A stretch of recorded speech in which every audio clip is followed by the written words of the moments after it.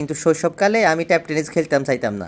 Tap tennis ball tap মোবাইলে অনেক শক্ত হয়ে যেত, ফেস বল গাত লাগলে অনেক দুঃখ খাইতাম বুঝছি। তাই চা খাই হুইতাম, এরপরে সারা রাত ধরে না খাই থাকতাম। মিস্টার বাতেন মিয়া, তারকা খ্যাতির বিড়ম্বনা অনুষ্ঠানে আনারে সহ স্বাগতম। আন্নারে ধন্যবাদ, আন্নের দর্শকদেরকেও ধন্যবাদ। যদিও আই অনেক ব্যস্ততার মধ্যে আন্নের করে সময় দিছি। অনেক ক্রিকেট ক্লাব তো নার কাছে ফোন আইয়ের বারবার, আর শুধু খেলবার লাই, কিন্তু আই সময় দিতে হারিয়েন না।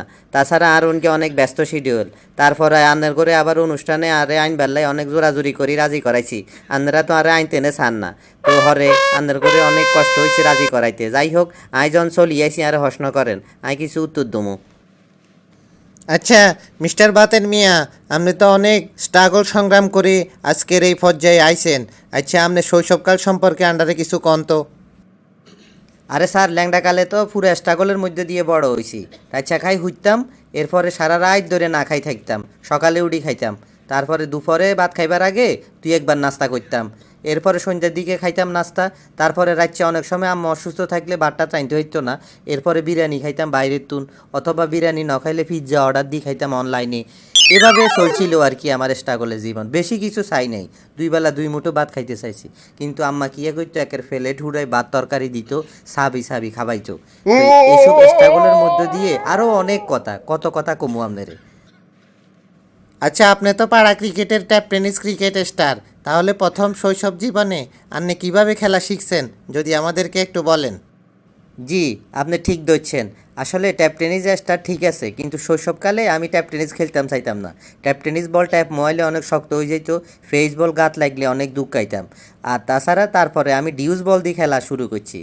এরপরে ওই সময় তো এত ব্যাট ট্যাট আমরা হাইতাম না, তালের ডেগে কাড়ি সুন্দর করে ছাঁচি, তারপরে আমরা বল হিটতাম।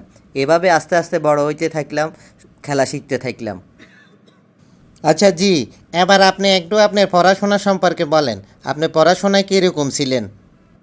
পড়ালেখা আমি মনে হয় কিঞ্চিত বালা ছিলাম, কারণ স্যারের এক্সপ্রেশন দেই বুঝতাম। স্যারেরা খালি কইতো, এরে তুই কোনো মতে ডি হাই হাস করলেই হইব, কারণ তোর দ্বারা কোনো এর বেশি হন সম্ভব হইতো না, তুই নিশ্চিত হেল করবি।